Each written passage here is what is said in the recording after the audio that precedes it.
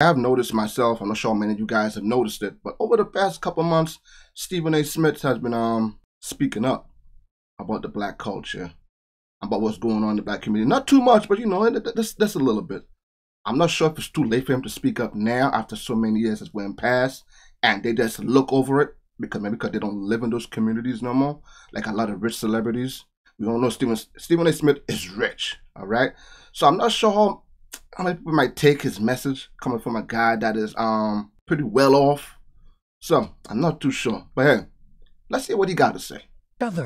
We need each other living. We need each other breathing. We need to uplift one another, to galvanize, to inspire and motivate. We need to make sure that our I's are dotted and our T's are crossed, that our eyes are wide open and we can see the forest from the trees. Not smoke one another and take one another out, and damn sure not be quiet about it. But that's what a lot of people want. You want the Stephen A's of the world to shut the hell up. And I'm not talking about the white community. I'm not talking about the Hispanic community. I'm talking about my own community. Oh, don't say anything. Why we pointing that out? Why we're talking about it? Because we're dying. That's why. We're killing one another. That's why. You got black people scared to go in their own damn communities. I remember last year watching television, and we had black folks in Chicago calling for martial law, calling for the National Guard to come in just so they could go home safe at night. And we supposed to be quiet about that? We ain't supposed to say anything? We just supposed to look at race? We supposed to point the finger at white America like we ain't culpable? That's what we supposed to do? Nah.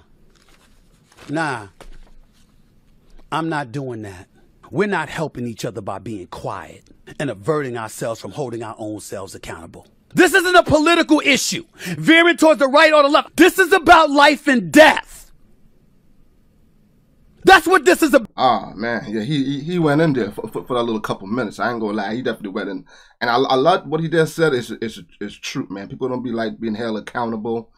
If you are a black person, you speak up about what's going on in the black community, you get labeled certain things. You guys know what I'm talking about.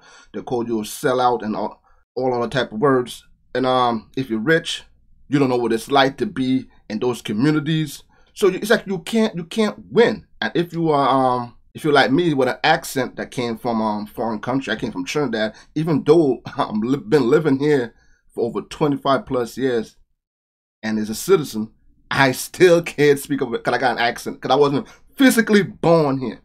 Even though the majority of my life has been here, I can't speak up about it. They're calling me names. So it's like they just want to do, you know what I think it comes on to? They want to do what they want to do without being held accountable for their actions. So they'll find all type of excuses. Like, it starts at home. I'm going to keep preaching that it does start at home. You see what happened with Junit. All those teenagers went into those stores, destroyed the stores, the McDonald's, the 7-Elevens in California. Where are the parents? You don't see a kid. Like, I don't understand that. Where are the parents? The parents are too caught up in social media. When 2020 had happened with all the protesting, all the smash and grab, all the stealing, BLM kept quiet. All they kept pushing was the white and black narrative. That was their chance to speak about, hey, we know what happened to George was wrong. But you can't go out and destroy these stores. Stop. Otherwise, you're going to be held accountable. Nobody was held accountable. I don't think it was barely. Was there any arrest that was made? What about the security guy that was on the black security guard that was protecting one of the stores, and he ended up getting shot and killed? What about the security guy that was going to work? He was going to work. I believe it was Georgia. I think it was like almost 2 years ago. He was going to work. Some black guy just came up out of nowhere and they shot him, point blank, right there. Check his pockets, took his money. I saw a black couple was coming walking up, and another black guy behind them. You know what they did? They checked his pockets to see if he had anything on him, if he had any money, any cash. They didn't even call 911, nothing. They just left him right there. Unfortunately, he died. He was an older gentleman. I think he was like 55, 56 years old. Like, really? What type of human being does that? I understand if you don't want to say nothing, but to check his pockets? So you had the nerve to check his pockets?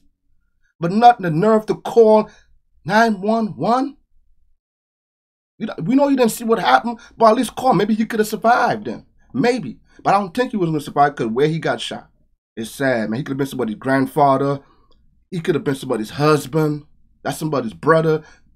that's type of the cold. It's like something it's like a black cloud that's hovering over the black community. It's sad. That's the sad truth. Then you got these young kids, man, that coming up rapping about drill rappers, and then you got this. And this is why I said at a certain time the industry needs to be held accountable. You listen to these young kids' songs. You don't hear what they're talking about. They're talking about spinning the block, shooting the ops at the age of 12 and 13. You signing them, you paying them. And where are the parents? They turn a blind eye because money's coming in. And I've seen a lot of, that's like in Chicago, man, 14-year-old rapper, 14 years old, a little over 2 weeks ago, he got gunned down, died, 14 years old. And when you go on his social media, all you're seeing is him flexing a bunch of guns. So it's like a never-ending cycle. As the ones get older and older, maybe they settle down, they got kids, they're out of the streets. I saw them older and they're still in the streets, but you know what I mean. Then the younger ones are coming up. Nobody's correcting anything. We can't just keep sweeping under the rug. It's going to be swept under the rug until it's just nowhere for it to go.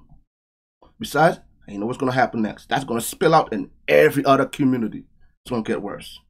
People just walking up in stores, stealing everything, acting like somebody owes them something. The boldness, no accountability.